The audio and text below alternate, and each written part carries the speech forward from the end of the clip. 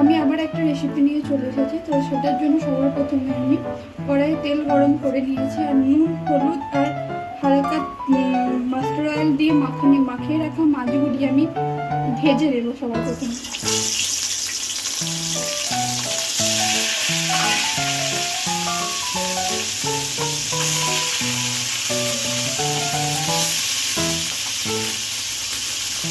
মাছগুলি আপনারা খুব কড়া করে ভাজবেন না, মোটামুটি ভাজবেন। দেখুন আমার মাছগুলো ভাজা হয়ে গেছে। ওরই মধ্যে রেখেছি মাছগুলো বেশিও কড়া করিনি এবং কাঁচাও রাখিনি। তো মাছগুলি ভাজা হয়ে গেছে, আমি তুলে নিই। এরপর আমি তেল গরম করে নিয়ে এতে 5 ফোড়ন দেবো। 5 ফোড়নটা একটু বেশি দেবো, কারণ আমাদের 5 ফোড়ন, আমাদের রেসিপিটির নামই হচ্ছে 5 ফোড়ন দিয়ে মাছের ঝাল। আর সেরা কাঁচা লঙ্কা দিলাম 3টে। তো আমার এই লঙ্কাটা আর 5 ফোড়নটা থেকে গন্ধ ছেড়ে দিয়েছে। তো এই মুহূর্তে আমি 1.5 খানার মতন টমেটো পেস্ট করে রেখেছিলাম, আমি সেটা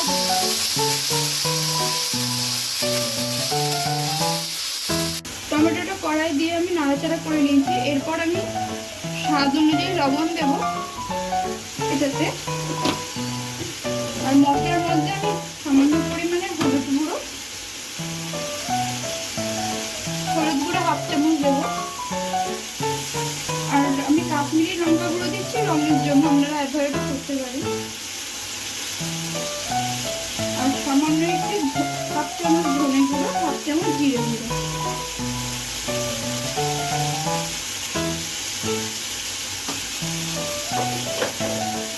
সামান্য পরিমাণে একটু চিনি। এরপর এটাকে দিয়ে আমি মশলাটাকে ভালো করে কষিয়ে নেব। দেখুন আমার মশলাটা পুরো কষে এসেছে। তো তেল উপর থেকে ছাড়তে শুরু করে দিয়েছে মশলাটা।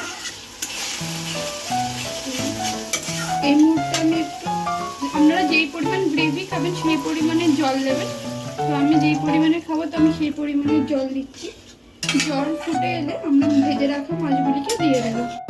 তো দেখুন আমাদের গ্রেভিটা ফুটে এসেছে। তো এরপর আমি ভেজে রাখা মাছগুলিকে দিয়ে দেবো। ভেজে রাখা মাছগুলিকে দিয়ে দেওয়ার পর আমি একটু উল্টে পাল্টে দিয়ে একটু ফুটতে দেবো।